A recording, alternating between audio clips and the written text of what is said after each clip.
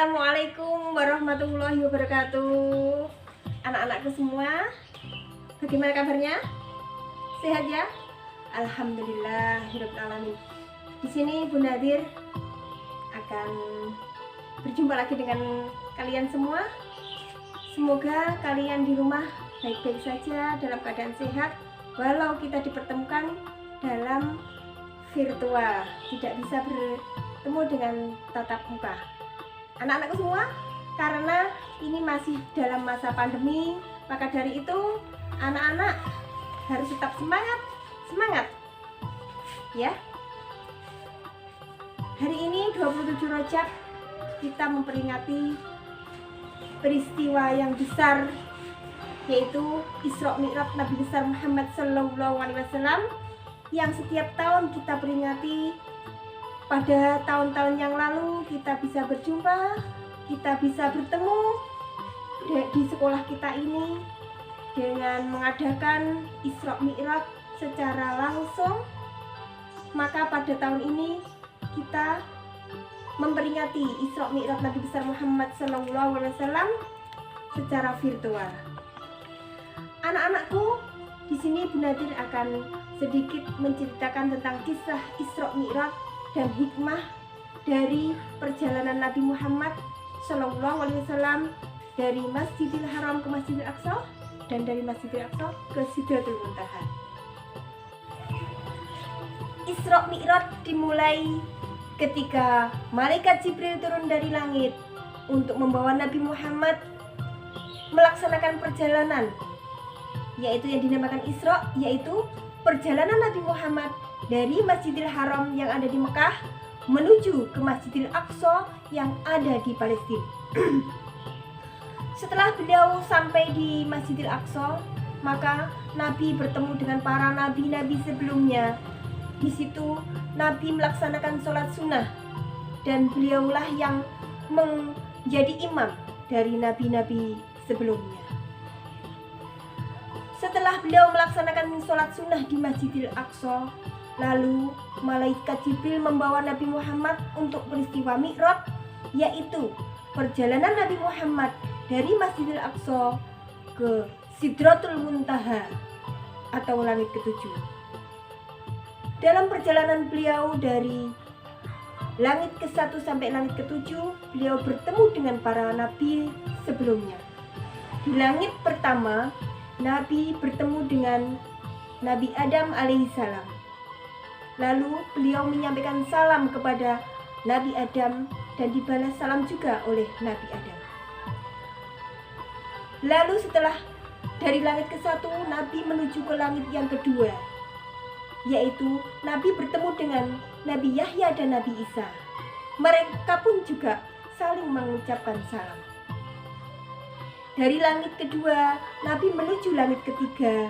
Beliau bertemu dengan Nabi Yusuf alaihissalam. Setelah itu, Nabi melanjutkan perjalanan lagi menuju langit yang keempat. Beliau bertemu dengan Nabi Idris alaihissalam. Dari langit keempat, Nabi menuju lagi ke langit kelima. Di sana, beliau bertemu dengan Nabi Harun alaihissalam. Dan seperti sebelumnya, Nabi juga mengucapkan salam kepada Nabi Harun alaihissalam.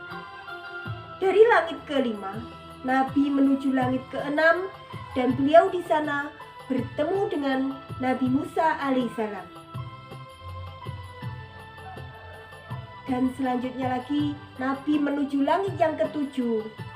Beliau di sana bertemu dengan Nabi Ibrahim alaihissalam. Dan setelah berada di langit ketujuh, Nabi dibawa oleh malaikat Jibril ke Sidratul Muntaha untuk bertemu dengan Allah Subhanahu wa Ta'ala untuk menerima wahyu yang berupa yaitu sholat. Anak-anakku semua, sholat adalah rukun Islam yang kedua setelah syahadat, dan itu pun diterima langsung Nabi Muhammad dari Allah, tidak melalui perantara malaikat Jibril. Maka dari itu, hikmah dari perjalanan Nabi dari Masjidil Haram ke Masjidil Aqsa, dari Masjidil Aqsa ke Sidratul Muntaha itu dilakukan dalam 1 malam dengan mengendarai sebuah kendaraan yang bernama Buraq. Nah, anak-anakku semua, hikmah dari Isra Mi'raj yaitu perintah untuk menjalankan sholat. Anak-anak sudah melaksanakan sholat dengan tertib kan? Alhamdulillah. Karena sholat itu memang harus dibiasakan, mulai dari kita kecil sampai kita tua, atau bahkan ketika orang masih dalam keadaan sadar, maka dia tetap dalam kewajiban dalam melaksanakan sholat. Karena apa? Karena sholat itu mencegah dari perbuatan keji dan mungkar, seperti yang tertuang dalam Quran surat Al-Ankabut ayat 45. Bismillahirrahmanirrahim. Inna sholata tanha 'anil fahsya'i wal munkar, yang artinya sesungguhnya sholat itu mencegah dari perbuatan keji dan mungkar. Anak-anakku semua, janganlah kita meremehkan sholat, karena sholat adalah amalan yang pertama kali dihisab ketika kita di akhirat nanti.